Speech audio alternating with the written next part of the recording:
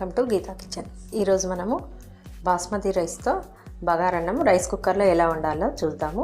దానికి కావలసిన పదార్థాలు: బాస్మతి రైస్ 1 కప్పు, 1 ఆలుగడ్డ సన్నగా ముక్కలుగా తరిగి పెట్టుకోవాలి, కొద్దిగా బఠానీ, పచ్చి బఠానీ తీసుకున్నాను నేను, ఆయిల్ 2 స్పూన్స్, అల్లం వెల్లుల్లి paste 1 table spoon, salt 1 table spoon, బగారన్నంలోకి మసాలాలు 1/2 టేబుల్ స్పూన్ సాజీరా, లవంగాలు 4, పట్ట 3, 2 బిర్యానీ ఆకులు, 3 ఇలాచి, బీన్స్ కొద్దిగా తరిగి పెట్టుకోవాలి,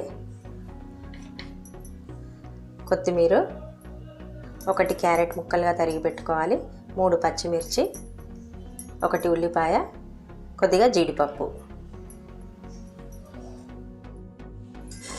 రైస్ కుక్కర్ గిన్నె తీసుకోవాలి, దీంట్లో బియ్యం వేసుకొని 2 సార్లు శుభ్రంగా కడిగి పెట్టుకోవాలి. బియ్యము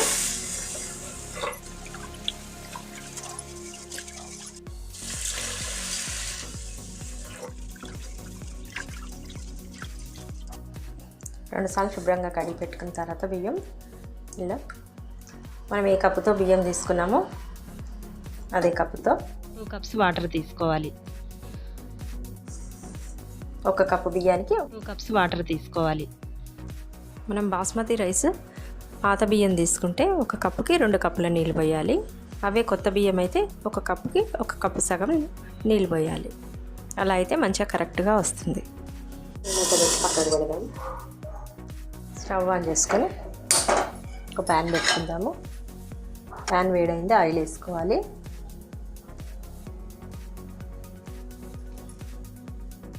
ఇప్పుడు ఆయిల్లో బిర్యానీ ఆకు, లవంగాలు, పట్ట, ఇలాచి, సాజీరా వేసుకొని కలుపుకోవాలి.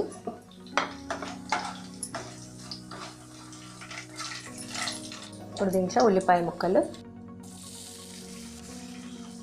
మిర్చి వేసుకొని కలుపుకోవాలి.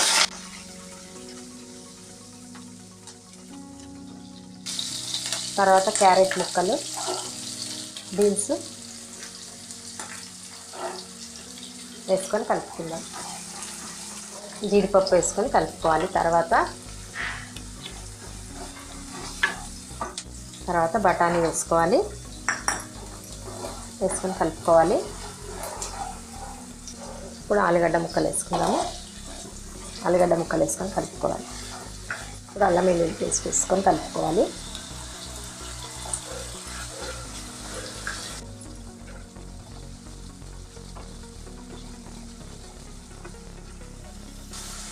తర్వాత కొత్తిమీర, పుదీనా వేసుకొని కలుపుకోవాలి.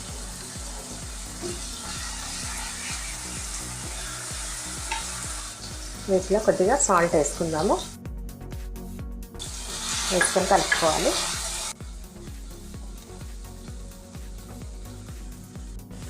2-3 నిమిషాలు మంచిగా ఫ్రై అయిన తర్వాత ఇప్పుడు స్టవ్ ఆఫ్ చేసేద్దాము. గిన్నె కింద నీళ్ళు లేకుండా శుభ్రంగా తుడిచి ఎలక్ట్రిక్ రైస్ కుక్కర్లో పెట్టుకుందాము. ఇప్పుడు ఈ మసాలా పోపును దీంట్లో వేసుకోవాలి. బియ్యంలో సాల్ట్ కూడా వేసేసుకుందాము. వేసుకొని కలుపుకోవాలి. మూత పెట్టుకోవాలి. మూత పెట్టుకొని ఇప్పుడు స్విచ్ ఆన్ చేస్తాము. స్విచ్ ఆన్ చేసి పెట్టిన అన్నం ఒకసారి కలుపుకుందాము. వైట్ రైస్ కాదు, బగారన్నం కదా, ఆయిల్ అంతా ఒక దగ్గరకు వస్తుంది, అందుకే ఒకసారి కలుపుకోవాలి.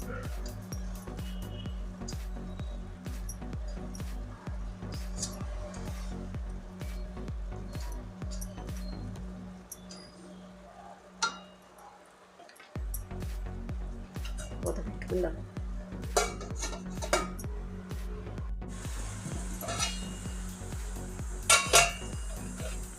ఇప్పుడు అయ్యే ముందు అన్నంలో కొద్దిగా ఫుడ్ కలర్ వేసుకుందాము. ఇది ఆప్షన్ మాత్రమే.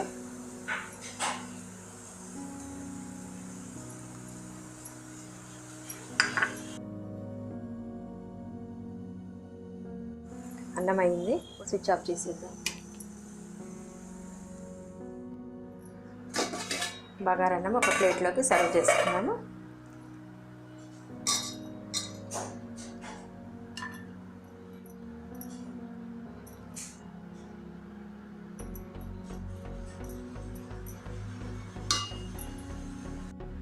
బగారా అన్నం మంచిగా పులుపులు మంచిగా అయింది. ఈ రైస్ మసాలా వంకాయతో కానీ మసాలా టమాటాతో కానీ చికెన్తో మటన్తో దేంతో తీసుకున్నా చాలా టేస్టీగా ఉంటుంది బగారా అన్నం. ఈ వీడియో మీకు నచ్చినట్టయితే లైక్ చేయండి, షేర్ చేయండి, కామెంట్ చేయండి. సబ్స్క్రైబ్ చేయని వాళ్ళు ఉంటే సబ్స్క్రైబ్ చేసుకోండి.